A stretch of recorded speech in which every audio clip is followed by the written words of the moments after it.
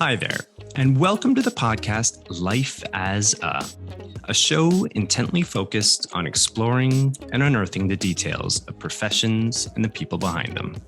I'm your host, Christopher Schoenwald.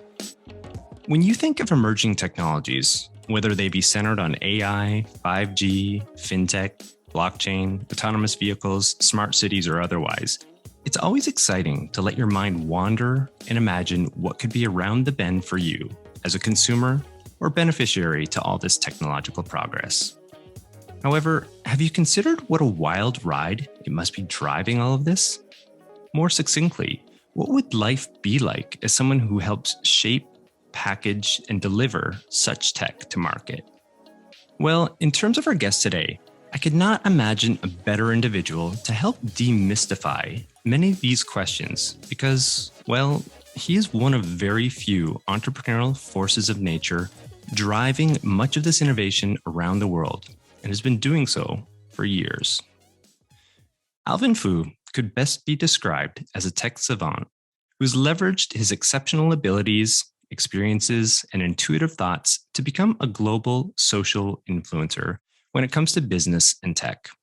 Hundreds of thousands of followers can attest to all of this.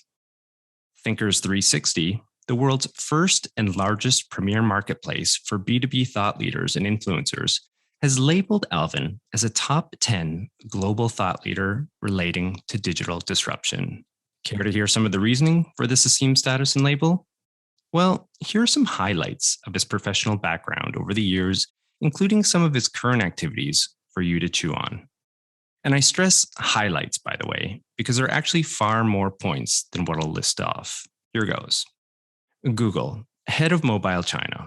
Alvin was the first Google mobile head for China, where he led and transformed the mobile advertising business and helped make China the third largest mobile ad market for Google. Omnicom Media Group. Alvin was head of mobility and innovation China, where he managed a team of more than 500 people covering all of China. Omnicom, by the way, is one of the top 5 advertising agencies in the world. Notable customers include Apple, Adidas, McDonald's, Nissan, PepsiCo, Pfizer, Johnson & Johnson, ExxonMobil, Unilever, Mars, and Volkswagen. China Accelerator, mentor. Alvin's been a mentor for China Accelerator, which is a mentorship-driven program assisting internet startups from around the world cross borders, from the world into China and from China to the world. It is operated by the venture fund SOSV, which has $700 million in assets under management and operates 5 global accelerators. South by Southwest. Alvin is part of the board of advisors. South by Southwest, of course, dedicates itself to helping creative people achieve their goals. The annual event is attended by more than 200,000 attendees. Nasdaq's advisor. Alvin is an advisor for a decentralized exchange enabling the trading of Asian stocks on-chain. Imagine Nasdaq on blockchain. DAV Ventures, co-founder. Alvin is the co-founder of this organization aimed at building decentralized finance, DeFi, through pooled asset management using blockchain technology. DAV Ventures is a smart money manager and robo-advisory on blockchain. Finally, Alvin is also a globally recognized promoter of the UN's SDGs, as identified by Rise Global Org, where he is globally ranked 19th in the world as far as being a top social media influencer promoting sustainable development goals through personal outreach and engagement. So, you see what I mean about this guy being widely recognized as a global influencer and force of nature? There was zero hyperbole contained in the remarks I used to describe him when opening the show. With that, Alvin, I am thrilled to welcome you to the program. Okay. Yeah, welcome to the show, Alvin. Thanks so much for coming on. Yeah, it's quite Thanks for inviting me. Thank you. Yeah, it's quite the list of accomplishments. I mean, I cannot imagine when we were arranging to have you on the program. I remember saying or typing a message across to you, something along the lines of, your world is spinning a little bit faster than most. And I think this is the best way of sort of encapsulating that sort of emotion. So yeah, I do really appreciate you taking some time to join the program. Yeah, thank you for inviting me. I'm really, really grateful of you making time to bring me onto the show. Right. Yeah. Thanks a lot, Chris. Yeah, great. Well, why don't we get right into it? The first segment is something called Coloring Wikipedia. And basically, this is a segment where I just read off a definition as defined by Wikipedia of the guest's profession. I like to do it for a couple of reasons. One, it brings everyone up to speed. And then two, I think it's a great jumping off point for the guest to kind of look at the definition in terms of what's contained. Maybe there's some missing parts or maybe some inaccuracies. But anyway, it just allows for the discussion to get going. So, of course, I have you down as entrepreneur. So let me just read that off for you. Okay? All right. Entrepreneur. An entrepreneur is someone involved in the creation or extraction of value. Additionally, entrepreneurs identify opportunities, evaluate them as viable, and then decide to exploit them. Key entrepreneurial activities include extensive planning, hiring, acquiring financial and material resources, providing leadership, being responsible for both the venture's success or failure, and risk aversion. Alrighty. Now, admittedly, this summation is pretty basic, but within the context of everything that you do, what are your first sort of thoughts or reactions to that? I mean, from my standpoint, it's that I think being an entrepreneur is something that is in my blood. I mean, I've grown from very young. I mean, I remember when I was a kid, really young, like in elementary school, that I started. The reason why I started being very enterprising was also to look at my dad, who who runs his own business at that time. And I had the opportunity to see him, selling. And I want to be like him. And so from a very young age, I have this concept of I want to be a boss of my own. Yeah. But I have no clue how to do it. But I somehow have this clue, I want to be an entrepreneur when I was a kid. But as a kid, it's always been I want to be my own boss. Right? So that has always been in my mind, the back of my mind as I was growing up. So in my life, entire career, besides working for companies, I've actually started my own company before. Well, people will look at me and say, "Oh, you have gone through a lot of success," but I'll tell you, there's a lot more pain than anything else. Yeah. Mostly, failure than successes. I mean, there are some very good success, but if you add them up together, there's probably less success versus failure, a lot more failure, right? And that's the So when you look at entrepreneurial, being a boss of your own, right? You have to now start to think, right? It's not for everybody. Yeah. Because it's not only that you achieve success, but you got to endure a lot of pain. That's pain right. Days that you have to work, with no money, paying rent, paying salaries and all that. There's a lot of work, right? And you on Mars and all that. I'm sure along the way, every one of these people have gone through that stage of pain. And obviously, with all that pain, eventually, right, the pain is a kind of learning that takes you to the next level. And eventually, right, you'll get there if you're persistent enough and you don't die. That's what it is. You don't if die. You continue to persist and you don't die, you get there, right? Yeah. But you along the way, you need to endure. I mean, I think that's to me, being your boss, being an entrepreneur, it's not for everybody, but it's certainly a great aspiration. And if you look at these days, a lot of young people are getting into the space early, right? And because of the proliferation of technology that allows everyone to equip themselves, right, to start a business. Unlike before, right, you need a lot of money, right? Now you on a very low cost, and then obviously that creates a level playing field for everyone. But having said that, because the level playing field is equally very competitive. Yeah, very competitive. Yeah. In fact, I just finished editing an episode. It'll be dropping this week of an entrepreneur who is, and when he started his company, it's an e-commerce apparel company. He was 16 years old and he's 18 now. And just a fantastic talk with him. But same sort of thing. I mean, back in the day, the only option for him with that type of business would have been bricks and mortar. At that age, you just don't have the capital to do so. But now, the day and age that we live in, he was able to get a grant through a government program, get some of the funding that way, and then just start it up on his own with some help, getting some good mentorship along the way, and he's off to the races. So, yeah. All right. I mean, the world now, there was no accelerator, right? Yeah. There was the VC fund of those days was traditional VC, right? It was a traditional VC. So unlike today, you have got all kinds of VCs up to crypto VCs these days.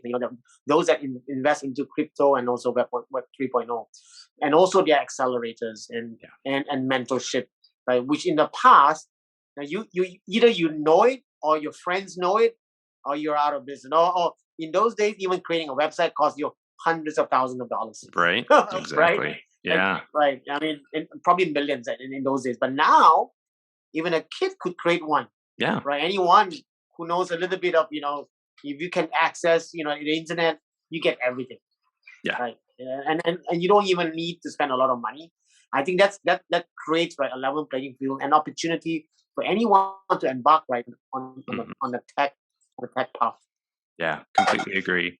Really quickly, just to return to the definition, I've got a bit of a fun exercise here. There were some bullet points that I read off in terms of what Wikipedia has defined as being key features of an entrepreneur. So what I was thinking what we could do here is I could just read them off one by one, and maybe your instant sort of like guttural reaction to each of these bullet points you could summarize within, I don't know, 10 to 20 words, just something quick and short for each one. Does that sound good? Okay, sure. All right. Okay. So we're going back to the bullet points here of an entrepreneur. So one of the key activities, according to Wikipedia, extensive planning. What do you think? What's your quick hit thought towards that? Extensive planning. I mean, I mean, you can plan, but in business, is that planning it is only that much you can plan. The rest, right, really depends on how the business evolves. But you need plan, because that would set your direction, right? At least you're not all over the place, right? At least you set your direction and try to get near to that plan. And even if you miss that plan, right, you're not that far away. So you still need planning, but don't expect that plan, right, to be exactly the way it is. You need to evolve. You need to be flexible. And I think, you need to adapt very quickly, especially if technology moves so quickly. Now, whatever that you plan, and, eventually it may sidetrack. And I mean, a lot of tech entrepreneurs, right, when you look at what they have built and became very successful, when they started off, right, it was something else. So the adaptability and willing to change, right, is very critical in today's business. So you need to plan, but your planning also needs to adapt as well. Gotcha. Hiring.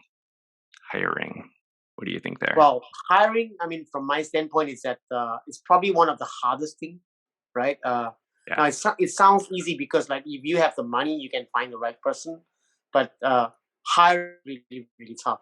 And trying to hire one person and getting that person to stay is even harder, right? So I think the key to successful building up your organization is to find the right person, and that becomes a challenge, right? But if you find that one person, I think that person will run the business for you. So hiring is very key in building an organization or even building a startup. Okay. Acquiring financial and material resources. Like funding, right? Yeah. Rapid funding. I mean, funding is everything. If you ask me from my standpoint, right? If you talk about planning, hiring, I mean, all this won't exist, right? There's no funding, right? The key in anything when you start doing, right, is that you must have a direction of where you want to go, right? And once you have that, right, now start looking for money. Build yourself what I would term as you need to build that landing, right? So at least that you have a longer track, right? Longer track in terms of how you want to move. Now, always raise more as much as you can, right? So that you can have that longer track in terms of actually where you want to go in the future. Excellent. Providing leadership. That's what every boss or entrepreneur needs to do, right? You need to inspire people, right? And that's how you lead them. I mean, you don't instruct them. And these days, especially very young people, right? They're unlike before. People in the old days, they take instruction quite well. These days, kids get bored quite easily. So you can inspire, keep them motivated, and then giving them a lot of opportunity and room for them, right, to be creative. Okay, last one. Risk aversion. Well, now that goes back also to planning as well, right? You can, as much as you can plan, right? Well, the risk will always be there, right? you have you need to constantly be looking out, for risk, and whether that could be a especially in crypto, there will be the so-called regulatory risk, depending on jurisdiction. So you need to plan ahead. I mean, that's what planning is all about, right? To make sure that you avert these risks, but it's very hard to plan and making sure that you're risk free. So as long as that risk is at the back of your head and you plan well, at least right you will be able to at least adverse them, at least try and mitigate the risk when it comes along. Excellent. Now, I think Wikipedia needs to update their definition and add in a lot of the comments that you just provided. I think that paints a much clearer picture of what they're trying to get across. I think you can add that to the list of things that you probably need to do on top of everything else. Update the entrepreneurial definition for Wikipedia. All right, well, great. I would like to shift on over into a new segment, something called a Q&A discovery, where we can kind of go back and forth with this exchange. And the first question I have here, I read that part of your early foray into technology was based on working with best-in-class companies, covering several emerging tech fields, and then advising your clients on how to prepare and digitally transform themselves for all of that. Now, I also know, when you're in a moment, it's hard to be objective of what's going on around you, what you're learning, and what's taking place. So now, kind of looking back at some of those experiences, perhaps with Google or even Omnicom, would you say some of those experiences helped uncover almost wormholes of possibility, for you to personally explore and eventually, exploit as far as like starting your own businesses based on some of the things that you're, uncovering at that time? I think every organization. I was with Nokia at one time. The very big mobile company. Yeah. And then I went on to Google and Omnicom. All these companies, well, because they are in different businesses, they present. First of all, they present an opportunity to learn, right? Mm-hmm. Of course. Yeah. And then that's one huge thing is also learning, and the other one, it presents an opportunity for you to network with people around that circle. So if you put them together, right, people and the business, right, it becomes magic, right? Yeah. And that opens up opportunity, whether that opportunity could lead you into investing into a company. I invest a lot of company, right, through Omnicom, who has a partnership with China Accelerator. Yeah. Right. So that became a partnership that gave rise an opportunity for me to invest into more advertising centric tech company, because that I saw right the lacking in the ad business. Now, because there's a lacking, then there's an opportunity, right? Exactly. Or if you see a problem, that's an opportunity. So that was a great combination. So it was the learning, right, plus identifying the problem, and then finding the right mix, right? The startup who is then having a solution to that problem. Yeah. So yeah. But having said, even that doesn't mean that you'll be successful, right? But that at least, right, will reduce, right, will increase your opportunity, right, chances of making it to the other end. Yeah. But then again, the startup is difficult, right? Like most of the accelerator companies, I won't name them. Like 90 more than 95% won't make it. I mean, it's only like the cream of the cream, right? That's really at the top, but most companies don't make it. Right. It could be for many reasons. It could be, partnership. It could be, funding. It could be timing. A lot of times it's timing. You're too early, you're too late, whatever, right? Right. And then competition and so forth. So there could be many reasons to it, but there's no single reason, right? But the failure rate is just hard to comprehend. That's what I'm saying. It's not for everyone. When everyone looks at getting into startup, it's great. The energy is it's strong and powerful, but because you want to get there, right? But out of that, 1,000 people get there, right? Only a handful will reach the other end, and most will not make it, right? Most won't even see light at the end of a tunnel. So it's difficult, right? But I'm not saying that because of that, don't go change the world. It's like a lot. You need to make that stride, because you never know whether you're going to get there, right? And it's also because of this determination and also persistency, right? That people get there, like Elon Musk gets there. Right. Bill Gates got there, right? And so many people got there, Larry and Mark and all that. So it's also timing, right? Getting the right funding with the right leadership team. Yeah. Now, if you put all that, is really a successful company is if you look at everything, it's like a magic. Somehow it just works magically. Mm. It sounds to me like it's one, like this mindset, obviously, like what you just said, like determination, not giving up, and just always looking to learn first and foremost, what your weaknesses are perhaps in a certain area, what knowledge base you need to build up in order to be able to even entertain the notion of starting a business within a particular area or industry. But then also too, it's that ecosystem, and building up that network around you, recognizing probably some of your own weaknesses and how can you offset that by, bringing somebody else into the fray with you perhaps. And it's all these different things kind of coming together. And one other thing, one of the thought that struck me as you were describing all of this in terms of the determination side of it. I remember back in the day seeing this imagery, or might have been even just online somewhere.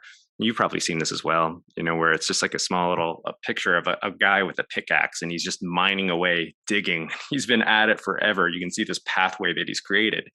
And I think there's two images. There's one guy who's just like, I'm just giving up because there's nothing, like I'm not getting anywhere. And then there's this other guy who's like, I don't know, 20 centimeters away from diamonds, and he's just about there. And like, if you just go a little bit more, you might, break through and get everything that you're after. But it really comes down to sort of, again, that mindset where, you're going to try to find the best possible way to do all of this and, package it all up so you can achieve. It sounds as though it's easy to give up, really easy. Yeah. Determination, while it's easy to say, right? But it's it's not. It's harder, to be really, really determined. And most people at 95%, right? They will run out of determination. Once they see there's no money left in the bank, they can't pay our salaries, and then or the product is just not coming up to the expectation and so forth. So it's easier to say, I give up because it's very hard to be very determined to get to the other end. So, but that's why failing many times helps. I'm not saying that I'm trying to encourage people to get immune. Be immune with failure. But once you fail a few times, right, that somehow gives you courage, right, to be more determined. Yeah, most definitely. Right? And I think those failures, they stick with you in different ways, in different ways than I think what success does, right? I mean, the failures of what hits you hard. It hits you right deep inside here. And oftentimes those are things like in terms of like those mistakes that you're determined, no, I'm not going to make that mistake again. And you learn that much faster, I think, from the failure. And I think that's got to be a big part of it right there. Absolutely. So, absolutely. Yeah. I mean, failure sticks forever. Forever. Literally. It hits hard, it hits fast, and it hits deep. I think that's pretty much it. Yeah, I think we've nailed it there. All right. Well, I do have another quick question here, and I want to kind of, the last one was a little bit about the past, and I do kind of want to bring things up to speed where you're at right now. In terms of one of your more recently launched companies, DAV Ventures, for those who aren't immersed in this world of digital currency, terms like blockchain, DAO, DeFi, and so on can be pretty intimidating. Would you be able to sort of break things down for listeners and also even just lightly explain, the value proposition of DAV Ventures itself? Okay. Now, I actually got, a little bit of history, right? I actually got into blockchain, cryptocurrency, like maybe 5 years ago. Yeah. And even then, when I was looking at cryptocurrency back in 2016, 2017, I didn't even understand. I knew I knew there was this thing called Bitcoin and Ethereum, but but not having a finance background and not having a tech background, right? Yeah. Somehow to me that sounds very Greek to me as well.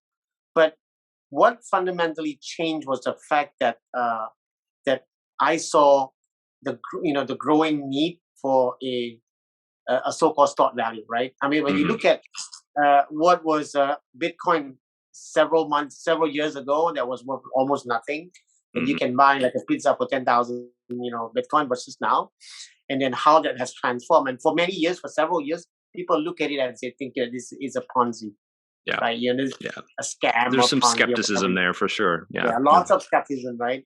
And then, but it actually, it stood the test of time. Now it's almost 13 years, right? And then when you look at it, right now, it becomes like an asset and a new asset class, right? That a lot of people accept it, right? Yeah. And more importantly, is being traded, right? When you look at money, right, it's all about two individuals accepting it and then agreeing on it and then willing to transact. That's money, right? And that has changed the entire people especially last 2 years, people are more positive about cryptocurrency. I mean, there are a lot of cryptos out there, but if you look at the one that's really acceptable in terms of having a real value that's it's volatile but more acceptable are like the top 20 coins, right? Ethereum, Bitcoin, and so forth, and Binance, or whatever. So that movement in terms of going Web 3.0, the so-called metaverse and all that, right? And all these are as a result, right, of cryptocurrency that allows you to build an entire ecosystem. Yeah. Right? You can now build an entire ecosystem because now you can plug in your currency, because every economy needs one, right? Yeah. And that's how. And when you look at prior to this, the initial development of blockchain was really just there were only a few chain, and most of them are not very popular now. Those that started in 2017, except a few, and Ethereum being the most prominent one. So think of chain as an operating system, in simple terms, right? In the past, you have got Windows, you have got Linux, you have got a lot of operating systems now, right? Now, but because the only way to scale up is that you need standardization. Now, we haven't gone to a stage where the blockchain is standardized. We still are years away from standardization. That's why you have like so many layer one chain all competing, right, to become the so-called OS of blockchain. Now, Ethereum right now has, they are the largest, but it has its own problem. Hopefully, the merge, right, of Ethereum will kind of like, solve that problem. Not entirely, but at least that will help to scale up even faster, because the gas fee right now is costly, and also, the proof of work is being consistently being criticized, right? So I think that will change. But essentially, so what drove crypto, right, was in 2017 was where there was a lot of ICO, many got burned, right? And then there was a long crypto winter in the middle, right? And then came COVID, and just about COVID the same time, right, it took off again, right? And then came the so-called crypto summer. Now, and what really pushed the crypto summer was really DeFi, decentralized finance. Yeah. Decentralized finance, right, give an entirely new opportunity, right, for the entire cryptocurrency to rebuild again. And that's where we saw a lot of a new players who got into the market, like Alvin, Yen, and all that, doing yield farming. And suddenly, right, everyone got into the space. Now, when I got in the space through my partner DAV Ventures, Victor, who was a little earlier than me, who got into blockchain and also got into cryptocurrency. When we co-found, he found a company where I invested. Okay. And he saw when DeFi was really taking off in 2020, sometime middle 2020, was about to take off. And I still remember that he was showing me this chart, right, and that it grew from like tens of a million to like $1 billion in a very short period of time. And he said this is going to go all right. And obviously now with hindsight, it's over $100 billion now, right? So what? Even at that point, when I was looking at, to me, my understanding of DeFi was what Victor told me. I've never heard of that term, and I didn't know that term that term was actually decentralized finance, and no clue what the hell was decentralized finance. Right, yeah. Again, I think in just like any businesses, I think as long as we're curious, right, as long as we remain curious, like child. I mean, why is that kids learn so fast and they can learn so much, right? Because they're very curious. Yeah. And the problem with adult is that we lose that curiosity as we grow older, right? And I must say, in our business, in the crypto business, I'm like a grandfather, right? Because most of either people I'm working with, my partners, they are very young. They are like 20s and early 30s at best, because they're very curious. Yeah. They're very hungry and all that. They want to learn, right? Versus, a person like me who has been working for years and also work for corporates, right? Most people at my age have lost their career. At probably, at this age, they are talking about retirement and then, where to go for holidays, right? And so, but I remain very curious, right? So I learned, decentralized finance from scratch. Like, gather. I'm very blessed that we have the internet, we have Google and all that stuff. So that helps me to learn very quickly, and that immersive learning through talking to people and all that. I saw what I saw was when I whip open, right, the DeFi platform, and I look at everything.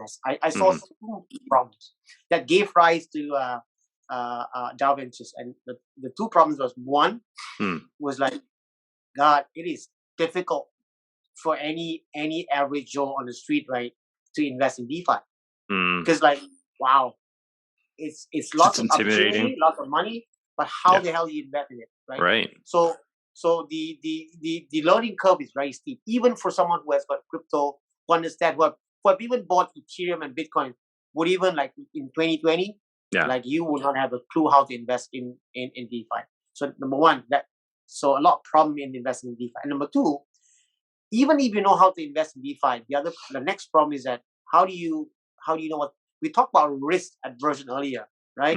Now, when you invest in DeFi, there are so many investment strategies, so many players. How do you measure those risks? Right. How do you know that this is like super risky versus conservative, right? And so what we did was with DAV Ventures, we created a platform, right, to simplify investing in the DeFi for any average Joe on crypto, right? Number two, we then, right, create an algorithm, right, to assess, right, risk. So someone who wants to invest, right, we then split into, like a few level of risk. The level one, which is like, low risk, medium risk, and obviously at the top is a degen. Those degen, they can like stomach a lot of risk, right? So then for someone who wants to invest, right, that helps them to pick which strategy they want to invest in. So that we apply to DAV Ventures. So we saw that as an opportunity, and I was very blessed. Going back to who you were asking, right? Now my shortcoming is that while I've actually acquired some knowledge, but I'm not a coder. I've never been a coder. I've been a tech business. I've been good, but I'm mainly on the front. So I'm mainly like doing business development. I'm doing sales. I'm doing marketing and so forth, right? So tech is not something that I get my hands.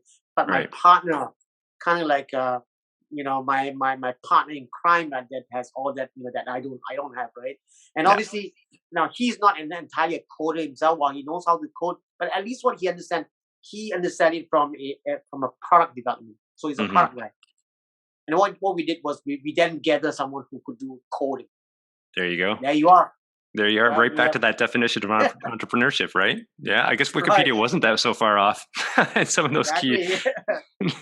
So then we cooked our recipe that we call DAV Ventures, right? And then through this partnership of product, and then myself, and then marketing, and obviously then we created a DAV Ventures from scratch. So DAV Ventures right now is we have launched our token last year in February. And we have recently got into Techstars. So my partner actually, Victor, is actually on his way now to Dublin. I can't leave the country because I'm in China because of the lockdown. But he and my CTO, right, is on the way to Dublin to join Techstars Accelerator starting this coming week. Oh wow! So exciting. So I mean, I think what we have done is that we have taken the crypto route on funding. We talked about funding earlier, right? Yeah. Funding is very key, right?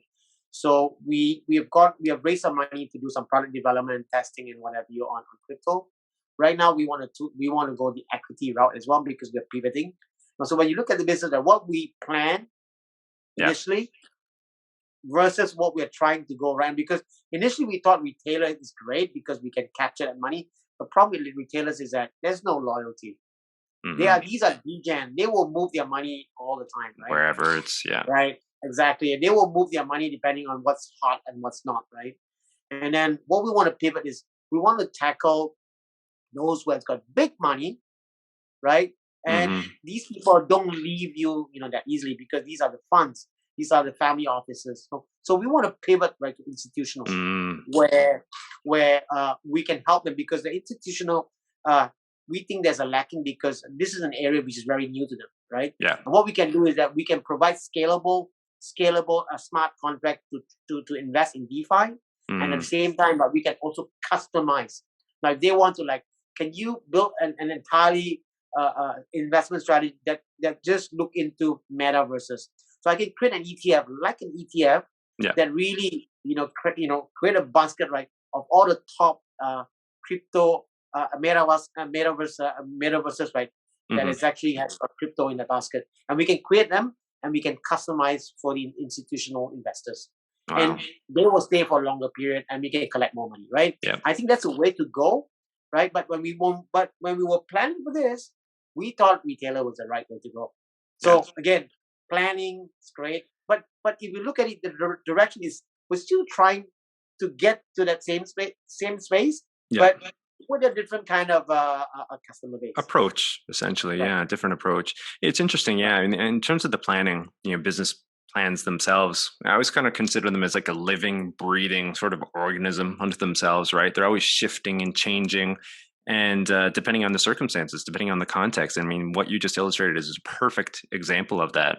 That pivot that was sort of required, and you have things down on paper 6 months, 8 months, 12 months ago, and it seems to make sense and line up. You get actually out into the field and you're doing stuff, and things change, and your plans have to as well. If you just stick to, no, this is how we're going to do it, this is what we drew up 6 months ago, well, you're not going to last very long.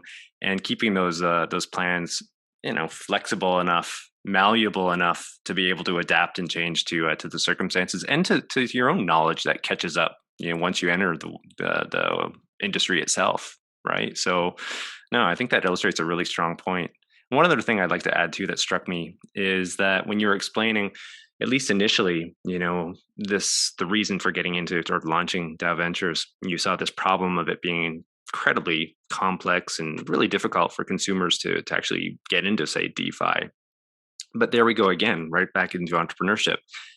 Most people would be like, well, just give up on that, it's too difficult. But an entrepreneur sees it, well, there is difficulty there, but that also means opportunity, right? There's the opportunity. If I can find a way to simplify it, if I can make it easier, and the shortcut, or reduce fears, reduce the risk for the consumer, there you go. You've got a business, right? And it sounds like, based on your history and everything you've done, that's a simple sort of thought process for you, but probably a good lesson for a lot of others who are just sort of looking to enter that field. So yeah, that was something that hit me strong and hard there. Right. So yeah.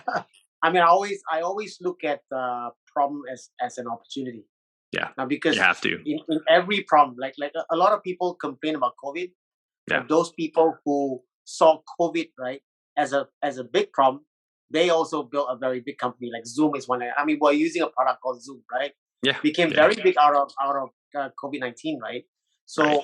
If the approach, now the mindset is very important. If you start to look at problem as problem, then you're always in trouble, right?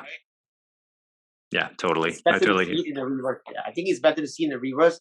But again, all these are mindsets. Sometimes it's very hard to change people because they are very attuned to like thinking that way. Just from most people in the corporate world thinks that way. Problematic. It's difficult. It's hard, right? Yeah. And I mean, these are the deal breaker for most corporate, because it's easier to say it's a problem and don't fix it, right? Yeah. But for entrepreneur, right, it's always to identify a problem. How do you then, create a solution for that problem? That's a perfect distinction right there. It's this, right? It's this. You can go this way or this way on it. It's too difficult, going to give up. Or no, this presents an opportunity. This is where we can go. This is how we can exploit it. Yeah. No, well said. I really like that, Alvin. I do want to move on to another question really quickly here, though. The bulk of your professional experiences have been within Asia for the past several years. China has been a base for you. Now, of course, I mean, the size of that market is obviously, offers a lot of potential. But I'd be curious as well about some of the other appealing aspects, to having businesses there. The startup community, the startup sort of ecosystem. I'd love to hear a little bit more about that. Well, China is when you look at from the startup ecosystem, China is a very young country. Yeah. Well, it's very big, right? It has got like 5,000 years of history, right? It's a very young country, right? Having gone through, very difficult time during the revolution period, right? And coming out of the 80s where, the country opens up, and people start to see opportunity. People start to see other people making money. Yeah. But before, everything that you make, right, you got to share them equally, right? And then from the 80 onwards, you get to keep them. Now that's very disruptive, right? From sharing to keeping them, and then they start to taste, what money can do to their life, right? And everyone wants. And then what you do is that you then multiply it by many people who wants to think that way. Yeah. And suddenly everyone start to having, are all inspired, right? To do well in life, to be well educated, and then to improve their lifestyle. So that dramatically changed China. And now if you look from the why is it now? When I look at China, when Alibaba, like Jack Ma and all these people, when they started the company back in the late 90s, early 2000s, it was very difficult because at the time there was no venture capital, right? And the venture capital was at the time almost non-existent, right? And internet was really at an inception, very difficult, and talents are also hard to find, right? But if you start to look at compare versus now, lots of institution around Beijing, Chengdu, all over China, right, has got this institute literally like breeding 10 million graduates every year. Yeah. Right now, all these people are like hungry, educated Chinese, right? Yeah. Who are, and many of them are armed with a tech background, right? They are able to code and they are able to work very hard, and that gives rise, right? Now, and also when you look back, right, the last 20 years, there were a lot of successful cases, right? When you look at US and why there's entrepreneurial, it's number one, there's schools, right? Schools that educate these people, right? Making sure bring up literacy level, and then the next one is that you got that ecosystem. Right? I mean, Silicon Valley, right? It's Silicon Valley because of the location of where it is near to all the institutions. Right. Very similar to China as well. Right? All the institutions are packed on all these major cities, right? And then that gives rise to a lot of students, and that these people eventually became, right? Either they work for big companies or they became their own bosses. And that created like Jack, and many more young entrepreneurs that became very successful and billionaire. So when you compare to the rest of Asia, right, the only few country that comes very close, right, to China, right, is Vietnam. Vietnam and Indonesia. Why is it number one? Right, again, big population, right, hungry, highly educated, very young. Right. So, but I mean, the scale may be different, but you can see what's happening in those countries, right? Yeah. Right. And not every country would be blessed with that kind of scale, right? So when you don't have that kind of scale, then you have to depend on, very similar to America, where you start having a very flexible, and they encourage immigration, right? Yeah. China do not have that kind of flexible immigration law. I mean, while they do promote smart people to come to China and work, but they are not like the United States. It's not open in the same way, no. Exactly. But also because China is a big country with a lot of with a very sizable population, you can't do that. But innovation in China, it's really at the top. Now while I've not worked in the US, right? When I look at my colleagues, right? When I look at my colleagues, when I look at China, right? You could. Now, number one, they actually practice. I'm not sure whether you heard of this term called 996. No. Okay, 996 is okay. 996 is basically you work 9 to 9 for 6 days a week. So I think it's probably more like 997. It's probably they work on the weekend as well. So it's a very common now. While it's unwritten, it's not in your contract, but it's an unwritten rule that you need to work very hard. Yeah. Right. So that puts the entire workforce of China. All the tech companies, right? They work so hard, right? Now, if you compare that to Europe and even the US, right, where now, there should be work-life balance and all that, right? So I'm not. So when you compare to China, who then work so hard, right, So naturally speaking, they're gonna grow at least 50% faster, Mm-hmm. right? Even if it's not 50, it's going to be 30% faster. Yeah. No, and that's a speed now, and because of that, not one company is doing, everyone else is doing it. So it Mm-hmm. becomes massively competitive. Now, if Yeah. you compare China and the rest of the world, it's really massively competitive. That anywhere in Asia, like even people say, "Oh, I've got friends who tell me, oh, it's very competitive in Singapore." I say, "Yeah, you ain't seen shit yet." I said, "Come here, like for like a couple of months, you'll see this is competition." And Right. the competition is not just now. In the past, it was like competition between the multinational. Yeah. Now it's no longer competition within the multi. It's actually the local companies, because the many of the local companies are now better than the multinationals already, Wow. right? Because they've learned, right? Yeah. Yeah. In years back, right, the people like myself, we work for multinationals, but over time, right, these multinational people will then be recruited to work in local companies, Mm-hmm. and they There work you go. harder, The money's and there, they work and harder, right? They work harder yeah, because and if that you work for bar Google just in China, the bar just keeps going up and up and up and up. Yeah. right? Yeah. I think It's I've a read it's a somewhere. it's a very competitive ecosystem.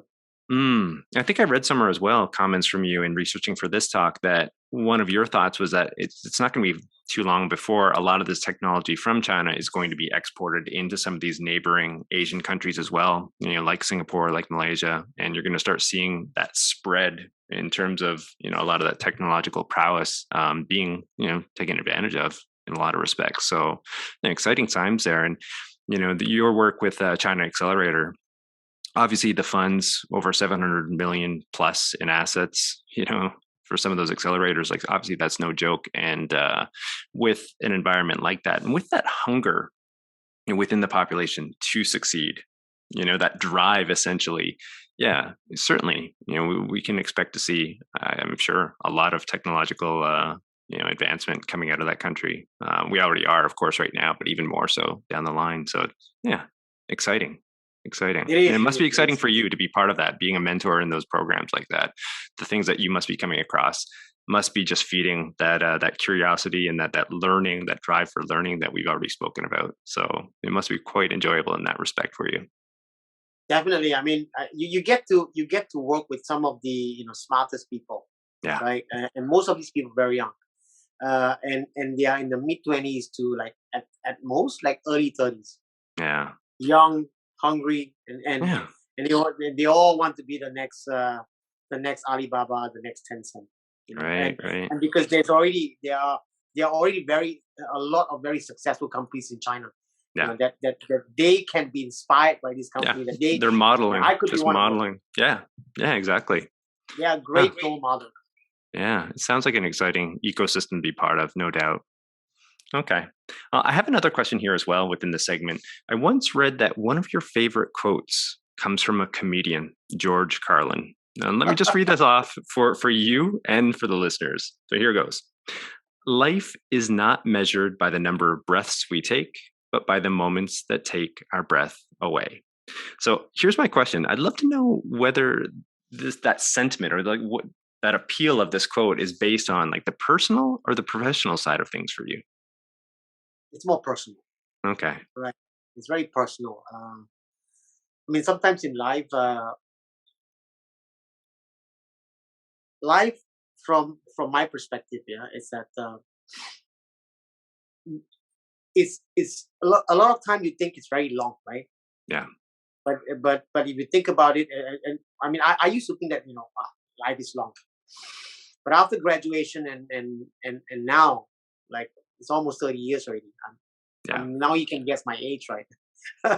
So graduation now is like almost 30 years already, right? And I could still remember what was graduation like, what was my first job like. I can still. It's not vivid. It's actually Mm. very clear, Mm. right? And that 30 years just passes that so quickly. Yeah. And now I'm like, oh shit. But based on what I think, right? Based on my feelings that even though I've reached a stage where most people would think, it's game over right now, or maybe retirement. I'm actually still like I'm still feeling like I'm still at the beginning. Yeah. Really. That's awesome. That's great. And I wonder. and I want to like create more now. So a lot of over the 30 years, to me, right, these are all moments, right? And I want to make sure that I create as many moments as I can. Yeah. Right. And the only way that you can feel that is, again, always feel that you are still at the early stage. You're still curious. You're still willing to try. You're still willing to give it a go, and you're still willing to learn. Right. And that's, to me, right, that moment is very important. I agree. I want to make sure that, yeah. I mean, I want to make sure that even if another 10 years, 20 years from now, I'm still really at the beginning. Right. Yeah. Yeah. Right. And I don't think I want to, like stop working, because to me, working, retirement means like you're waiting to go away, right? I want to like continue. So that working to me is more like right now more like a hobby already. So it's something that I enjoy doing, and I want to make sure that I keep myself updated and also staying right. Like not so much in terms of whether I want to go and make more money, right? It's all about you want to stay relevant, you want to stay optimized, right? And you want to feel like at least you feel important, right? Yeah. And then of course. you want to feel useful at the end of it, regardless of your age. You want to be useful. No, that's profound. I think there's one more thing that you do need to do to add to this growing list of highlights and success. Is I think you need to write a book as well. Share some of this. No, but I think you're onto something there. As I said earlier, being based within Japan for nearly 20 years, here as well. I mean, the work culture, it extends out well beyond retirement for a lot of people, and even for myself within my family here, my in-laws, Japanese in-laws, they've retired quite some time ago, but they're just as active and in different ways though now. They've shifted from, good jobs working for government here now into farming. And, they're finding fulfillment in that, in learning how to become the best possible farmer that they can be. They've got a peach orchard where they're, now selling their peaches online on Mercury, this Japanese online app, every summer now, and doing quite well with it, amongst many other things. But I think it speaks to this point of continually learning. And I know here within Japan, life expectancy is quite long. Obviously, there's several factors that go into it, but I think a lot of that does circle back around to your mindset. Rather than just like, okay, I'm retired, I'm just going to sit on the couch and just watch TV, or just waste away, right? Or you're going to do something like what you're speaking of, which is continually learning, putting yourself into different opportunities, exposing yourself to new ideas. And that's where a lot of that fulfillment comes from. Yeah, I totally buy into everything what you're saying. So I'm looking forward to that book release, by the way. Think about it. There's this, when you talk about longevity, right? One of the most important, right, key element for longevity is social. Yeah. Social. Yeah. And social and being useful. Yeah. Those are the two things, right? Yeah. If you have, social means friends around you, you can socialize. That's number one. That's probably number one. Number two is being useful. Yeah. If you have this two, right? I mean, obviously you still need to make sure that you do exercise, eat well, and all that. But of course, but these two are really key. And if you get that right, everything about you is positive. Yeah. Right. Your friends will love you. You feel needed. And then you're useful in terms of you're able to contribute, right? And then once you've done that, you're like almost 70 to 80% done, that you can live. The concept of living to 100. Yeah. Actually, our human body is actually, we are built that way. We can live to over 100 years old, but problem is that we screw it ourselves most of the time, right? And we, being negative and all that stuff, and not, staying fit and all that stuff. So these are reasons, but I must say, Japanese, have that, they're probably, in terms of ranking, probably number one in the world in terms of longevity, right? And I'm sure they have all that in place, being useful, social, eating well, and so forth. That's exactly it. Great. Chapter 1 sorted. Done. All right. Well, I have one last question in this segment here. And this is also a little bit on the personal side. I mean, again, with all the things that you're involved with, have been involved with, how do you draw that line between the personal side and the professional side? I mean, for you, do these worlds sort of collide, or do they blend together, or do you, separate them, compartmentalize, if you will? This is my professional time in the office. This is my time away. I mean, I'll be very honest. It's very hard. Yeah, I I'll be very bet. honest. I bet. Uh, I don't think it's right. I'm not proud of it, right? I'm not proud of the fact that sometimes my work and my personal, they all go at that, right? Yeah. But but I'm trying. I'm really trying. Yeah. Trying to adjust in a way that splitting my personal life versus work. They should not go hand in hand. It's not something that you should. You should spend Right. enough time with your family, which I think I'm probably spending more time working, social media. I probably Mm. need to do a lot more detox right now. This is one area I think I need to make a lot of adjustment and improvement. Don't we all? Not something that I'm proud of. Not something I'm proud of. Yeah. And I'm sure a lot of people are probably having the same problem Oh, because for it's sure. just expect the problem is actually the cell phone, right? The cell phone, right? The Yeah. email, the messaging, and all these. I mean, this and the social media. These are problems. These are very toxic, right? Yeah. And if we don't handle it well, then it becomes, it gets into you, right? Without you Hmm. realizing. Hmm. So why there's a need of detox? While I talk about it, I sometimes share about it, but I don't do very well, right? Yeah. And I'm still trying to improve in this area. Yeah. Aren't we all? Aren't we all? I hear you loud and clear on that. All right, Alvin. Why don't we head into a new segment here? And this segment is called A Water Cooler Story. And basically, I just ask guests to indulge the listeners with something related to the profession, a story that stands out to them in some way, shape, or form. So I'd be curious to hear what you've got. Uh, Let me think. Sure. It could be like a professional accomplishment. It could be, some hardship that you overcame, or it could be heartbreak. It could be something that's, not so cheery. I don't know. We can go anyway, any direction you like. Yeah. I let me think. Can I stop for a while? Sure. Hold on a Right. second. Right. Uh, there's actually one. Now, I always talk about being determined, being positive, right? But there are times that you also need to, you know, be realistic.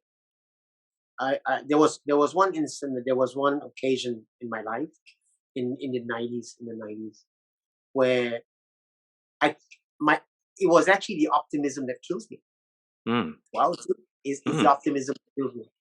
And the reason why I say that is because now sometimes you also need to know when to stop. Now, when you're overly optimistic, the problem is that you don't stop. You don't want to stop. You kept going, right? yeah. And because of that optimism, that I always get, it will be fine. Yeah. There will be light at the end of the tunnel. Now get out of this shit, right? Hmm. And obviously, I did not, right? And I feel very badly, right? Because what happened was I kept going and going and going, right? So what happened was, now if I stopped now, I would have left a bunch of cash, right? Mm, That I mm, could like divert those cash to do something else, those right. funding, right? But because of the optimism, I stayed on the business, I stayed on the track, Okay. right? Thinking that the light at the end of the tunnel was actually A lot closer. light, but eventually it was an oncoming train, right? That came smacking to me, right? That by the time I realized I need to stop, right, I've lost all my money, right? It was too late. So I Yeah. can't even pivot. I can't even pivot. So the Mm, lesson over here is built because that lesson was so great that I actually that the entire business went under.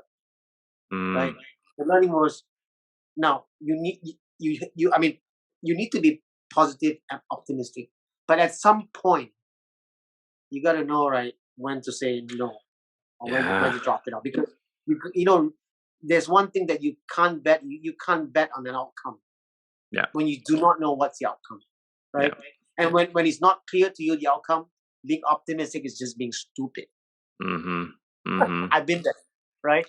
Right. Yeah. So if I had pulled out, right, I would have. Yeah, I would have. I would be in a bad position, but I would not be in a worse position, Mm. right?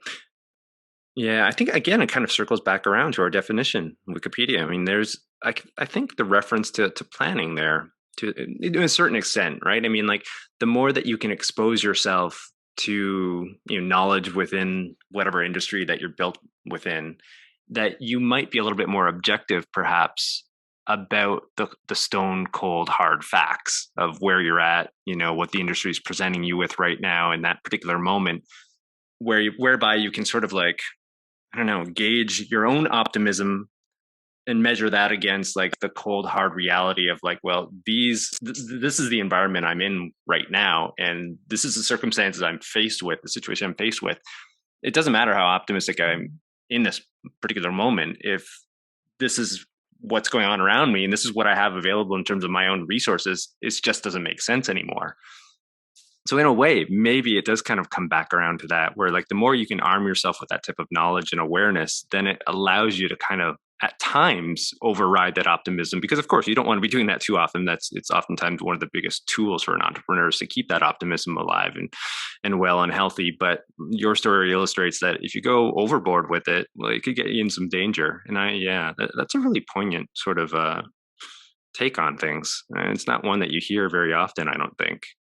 I mean, that incident kind of like shaped a lot of my thinking and also my thought process. And that really impacts on how I started doing things in the future, like whether I'm trading, whether I'm investing into a company, making a decision on anything, right? Or even while I was working for a corporate company, I started to think that way. It shaped, the work, because it was so painful.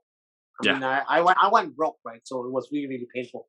So that shaped me now, even these days when there's money to be made, right? Or when there's a need to cut loss, somehow you just like, you just do it, right? Yeah. Well, it's separating, I guess, the fact and the emotion. It's kind of like trying to like pry them apart somehow as best you can to be able to make that decision. Yeah. Be very objective. You can lose money, but don't lose all the money. Yeah. Right. So make sure that when you lose money, you're making a very objective decision. Yeah. At least you have remaining money to pivot, to reinvest, or to trade. Then going all the way and be optimistic, that's really being stupid. Yeah. And silly. Yeah. Well said. No, that's a really informative story, and I think it teaches a really powerful lesson. Thank you for sharing that. We are heading into the very last segment here, something called a crystal ball segment. And as the name or title implies, we're looking towards the future. Usually we're looking at trends, predictions, so on and so forth. Now, outside of blockchain, what are some other emerging sort of tech fields that have you excited moving forward? Tech trends, perhaps? To me, what I'm really looking at is actually now at this stage I'm actually researching it. It's all about anti-aging. I mean, you talk about longevity, right? So anti-aging. Yeah. It's a topic that has interest. I have got interest because it also impacts me, right? Of course, so, it's a good one to get involved with. Anti-aging. So I think there's a lot of research that has gone into anti-aging. And because if you look at technology these days, it's got better, right? Yeah. Now, anti-aging was around long time, but it's just the entire process was different. The technology that was available was very different. But if you now look at the technology available, right, that people can actually prolong their life a lot longer than you. Yeah. I mean, what we discussed earlier was just the mental part, right? Right. But scientific part, right? Yeah. There's so many new technologies, right, and research that I think will actually, when you look at China right now, right? Now, China is at a point where people has earned money. Now, if you look at the Maslow hierarchies of needs, right? They're at the top already. They've got money. Where do you think the money is going to go? The money is going to go into prolonging their life. Of course, I mean, it applies to many. I mean, it's the same in the US, it's the same in Europe, right? In China, it's going to be at even greater scale because the aging population is a problem in China. On the average, the population of China aging is about over 40 years old. So very aging population. And I mean, Japan had this problem. Japan is having this problem. Oh yeah, birth rate and all that, right? So I think to me, I'm actually researching into this area where how you can use through supplements to new technology, right, to actually prolong life. I mean, I see that from my standpoint. I mean, I'm not going to like keep on dabbling into crypto, internet. I mean, that part of the business, there are lots of players already, right? And by means, I think I want to look at anti-aging and how do you prolong life. Yeah. At the time of this recording, actually, in the last couple of days, I've just shared things myself that I've come across on social media, and one of those news items was about the human genome mapping, where they've just filled in, I think, the last like 7 or 8%, which they've already pretty much mapped all of it to this point, but it was just that last little bit, and they've just finished that now. Of course, I mean, that presents a lot of opportunities, for health and well-being moving forward, but also, some ethical issues in there as well that we have to work out and contemplate. But nonetheless, I mean, it is exciting. There's certainly opportunities there, probably moving forward, just in terms of that, knowing what you could be susceptible to, just genetically speaking, so you can sort of like offset some of that. And it's just absolutely fascinating. I'm sure that's going to be at a whole different sort of emerging market. As you said, for all those factors, contextual factors is going to be exploding in the not too distant future. So, yeah. What about things related, I suppose, to say like the UN's SDGs? Off the top, I did mention that you are recognized for that and promoting those types of ideals. Is there anything, say, within, I don't know, something like climate tech, for example, or within those fields? I think that's another area that we're poised to see a lot of movement in. Right. I think there's a lot more awareness in this area already. Now, I mean, when I started promoting SDG, and this is one area I want to at least the least contribution that I can get, they can partake or participate is actually to promote it. Yeah. And I'm actively promoting SDG for several years already. And especially in the area of climate change, climate action, climate crisis, right? That I recognize it being a problem. While I can't, as an individual, do a lot in terms of, but at least that I can do is to create awareness, and also making sure, So I actually on my social media, I actually allocate on a daily basis, on a weekly basis, right? A percentage of that awareness goes into SDG. Okay. Talking about sustainability, talking about climate change, talking about things that is being promoted by United Nations around SDG. Yeah. It's interesting, even in running this podcast as well. I find that there's different patterns that continually come up in the conversations, and oftentimes they're tech related. That's one, and then the other one is always like environmental, and for good reason. Both are exciting, both present some challenges, both offer solutions, and they oftentimes are tied in together. Even just this morning, I had an email exchange. I'm not sure if you're aware of Gunther Pauli, The Blue Economy. Do you know that book? Quite famous book called The Blue Economy. And this author, Gunther Pauli, he has a number of different entrepreneurial activities. And one of them he launched several years ago. He has this ship, the MS Porama, I think it's called. And basically this ship runs on renewables, wind, solar, hydrogen, and it's been sailing around the world for quite some time. Anyway, we're exchanging emails back and forth. And he was talking about this new project that he's engaging in called Blue Campus, which I found really interesting. And basically, he's going to retrofit this boat fairly soon and add on all these new technologies to it.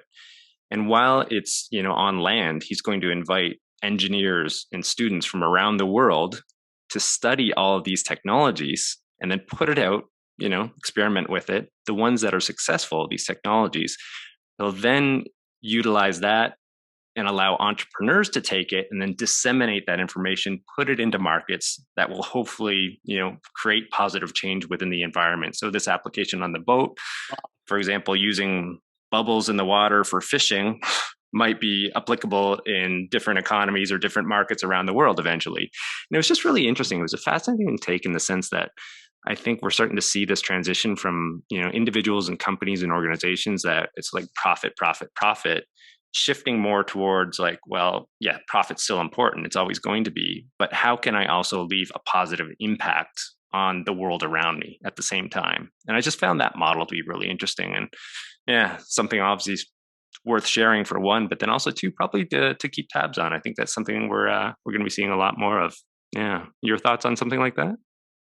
Well, or anything on sustainability, right? On now we talk about renewables, solar power, electrifications. These are where the direction of the world is going, right? Yeah. And while I think what the world needs to do is actually, people talks about climate change, countries talk about climate change, but very few people do anything about climate change. That's right. While they recognize climate change, they do very little about it, right? Companies, even a lot of companies talk about it, but they only put a little bit of their money in. Most companies don't even put a dime into climate change. Yeah. Not even into any impact project, nothing whatsoever.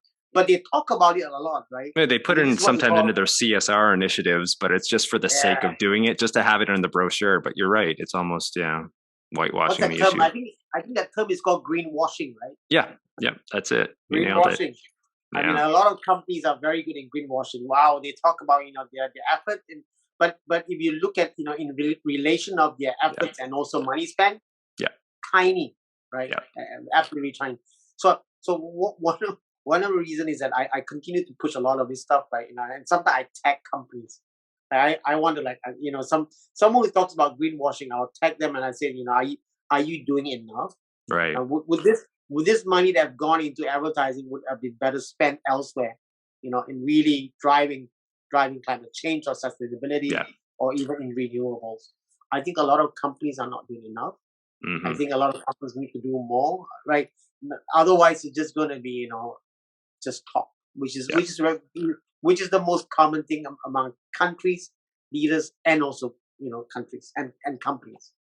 We need to do a lot more in this area, because now if we don't change, right, how we treat an environment, the environment itself, right, will then come back and haunt us in many years to come. Yeah, it's not going away. And I think China itself, right, it's actually have a very ambitious plan of a carbon zero, right, by 2060. It's very ambitious, but they have a plan, right? Well, that's what you need, right? I mean, it's a plan. I mean, it's a grand plan, but you can really see, right, they are reducing carbon emission. They're trying very hard. Now, one of their major thing that they're doing right now is to electrify all the vehicles. That's one huge contributor. No doubt. Carbon, right. Yeah. So that's one effort already. And then the consumption of coal is the other one. They are reducing it as well. Relying. I mean, China is it's one of the largest, right, in utilizing solar and also wind and whatever, right, and of course nuclear as well. So I think these are. And I think the world. I mean, some countries are doing better than others, but I think a lot of it we need to do a lot more, because I don't see the real effect at this point of time. But the real effect, what we are seeing right now, is actually a lot of talk. Agreed. One other thing, I guess, reasons for optimism, I suppose, as well, is that I think consumers are starting to become a little bit more discerning of all of this. They're becoming a little bit more aware and recognizing, okay, you're not going to fool me anymore with all these little posts that you're putting about how much you care about the environment. And then I'm not actually seeing anything beyond these simple little posts. You have to show me more. And I think that is starting to take shape. There are some movements there that are identifying, the companies that are doing a great job, and consumers ultimately are going to reward them. And the ones that aren't, I think they're going to be called out, and it's already starting to happen. So, I mean, there is some reason for optimism, and let's just hope. Let's hope that things, as they move forward, continue to evolve in the right direction. But we are definitely heading in the right direction for sure. You can see that more and more people are a lot more aware of these problems, and a lot of people are some funds, venture funds, or even some companies are only investing into companies, right, that really walk the talk, right? Yeah. And if you don't, right, we're not going to put our money with you. So that's one good direction already. Yeah. All right, Alvin. It has been an absolute pleasure, but I do think we are rounding the bend here. We covered a lot, and I am conscious of your time. So I do want to thank you for joining the program today. It's been an absolutely riveting conversation, and I've thoroughly enjoyed all of it. So thanks so much for coming on. Hey, thanks, Chris. Thanks again for inviting me. Yeah. I really enjoyed the conversation. Yeah. Chat with you. Yeah, me too. Thanks a lot. Now, for those interested in learning more about Alvin and his work, you can check out some of his companies, like DAV Ventures, or via his social presence. He is quite active on Twitter, Instagram, LinkedIn, and for reference, all of this information will be included in the show notes. Also, too, if you like today's episode, please be sure to share. I think it's always a good thing. We learn a little bit more about one another. It lessens that divide amongst us, and hey, that's never going to be a bad thing. Also, too, rate. You can rate, review, and subscribe wherever you access your podcasts. And also, to head on over to YouTube. We do have a channel there, Life as a, where you can check out full video conversations like we're having today with Alvin. And then finally, don't forget to tune in to the next episode of Life as a, where we'll continue to explore and unearth the details of professions and the people behind them. I'm your host, Christopher Schoenwald. Until next time, stay curious about life and living.